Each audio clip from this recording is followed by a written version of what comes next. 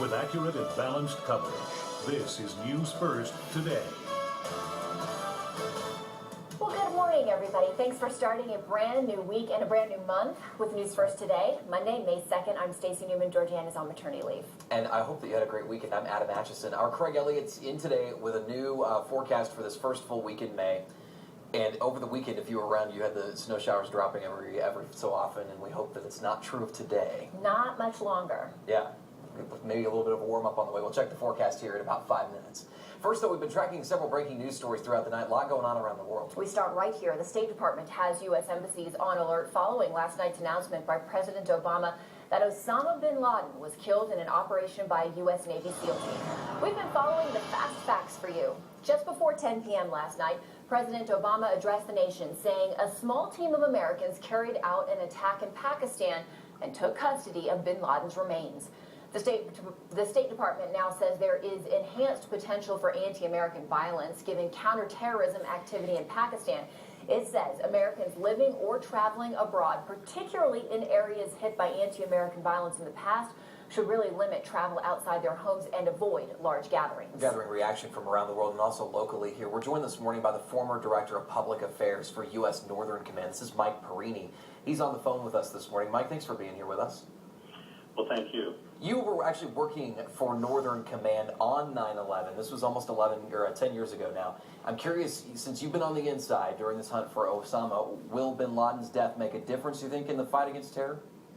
Well, yesterday definitely was a historic day, and it couldn't come at a better time since it is Military Appreciation Month here in May.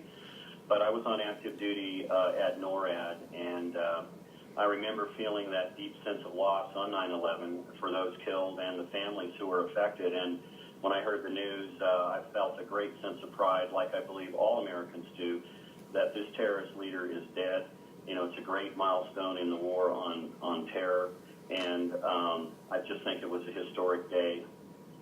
That was some of what we were seeing, too, on some of the social networking sites like Twitter and Facebook. People really very happy about this. But others, too, were speculating that even with his death, even though it has happened now, that some of that violence will still be carried out by some of his followers. Do you think he was really just a player or more of a symbol?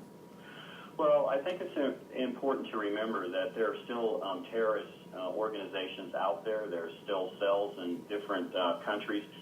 No doubt when you kill the leader, it's going to have an impact. I think it's still too early to tell just what that impact is going to be, but I'm sure that our nation will review all of the aspects here and work accordingly to keep our nation safe.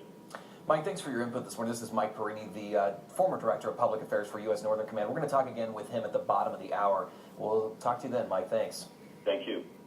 You know, the nearly decade-long manhunt ended in a dramatic raid that officials say was months in the making.